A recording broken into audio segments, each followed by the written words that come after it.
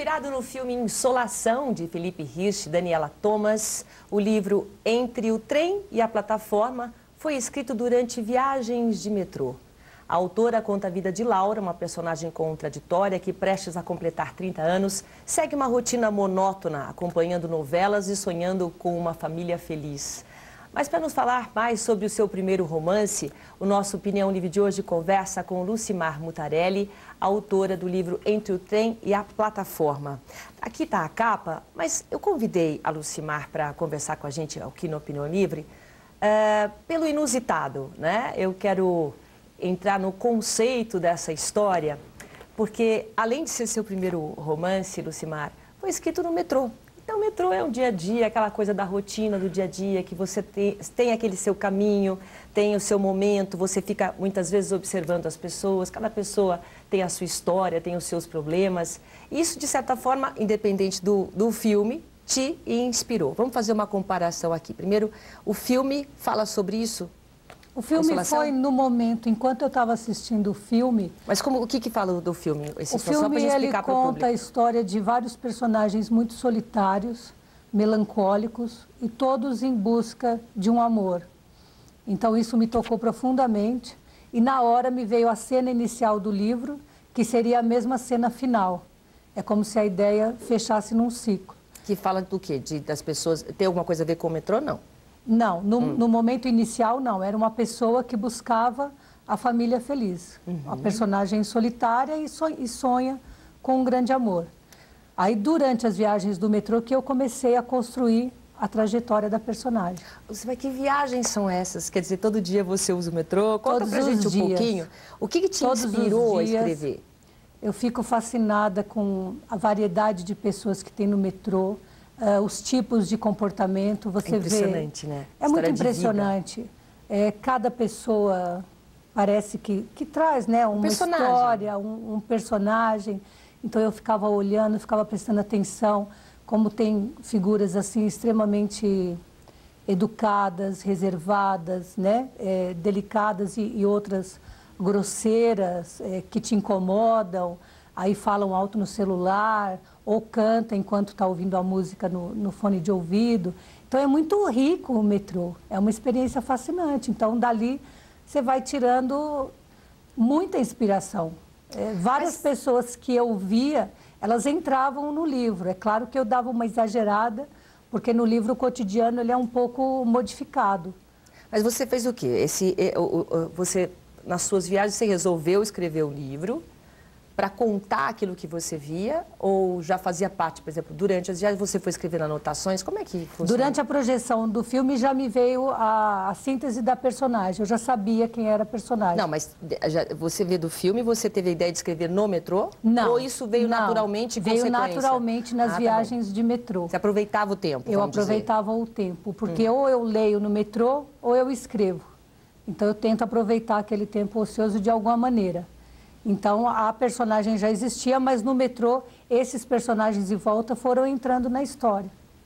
E como é que você foi construindo? Dentro mesmo? Você ia escrevendo cada capítulo? Eu tinha um caderninho, então eu anotava, às vezes, conversas que eu ouvia, eu anotava trechos. Tem uma história que entrou inteira no livro, que eu ouvi dentro do metrô. Você ouviu a história toda? Ouvi a história toda. Eu até fiquei no metrô. Aquela fica lá prestando atenção, tomando conta. Eu falo que às vezes eu roubava, porque o meu trajeto era muito curto. Eu entrava na Ana Rosa e descia na Consolação. Então, às vezes, eu ficava no metrô, ou porque tinha uma história que eu estava ouvindo que estava interessante, ou porque estava vindo o fluxo de criação. Então, eu ficava escrevendo e eu esperava aquela ideia acabar. Se eu descesse, eu sabia que eu ia perder o momento. Vamos explicar essa história. O que é um fluxo de criação?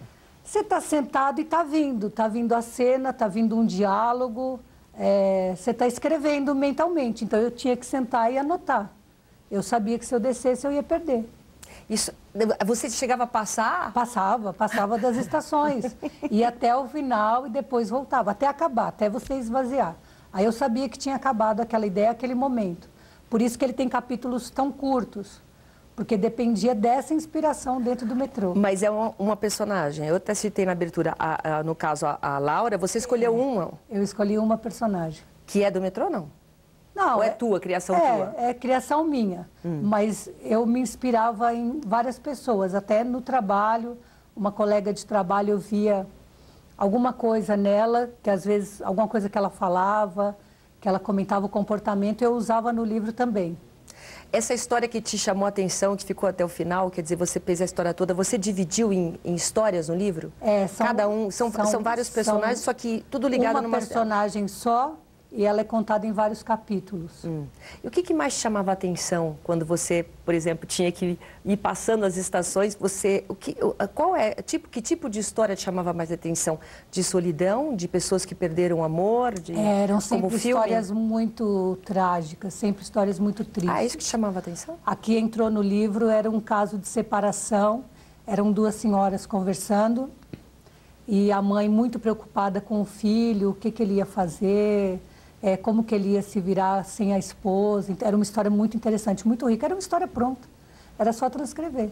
E você fazia tudo isso à mão? À mão. E chegava em casa e passava no computador? Em casa eu passava no computador. Tem algumas poesias dentro do texto, então eu arrumava. Eu, às vezes, arrumava um sinônimo, um antônimo, eu arrumava o texto, arrumava a composição. Porque no metrô saía tudo muito unido, né? Não tinha uma ideia muito clara.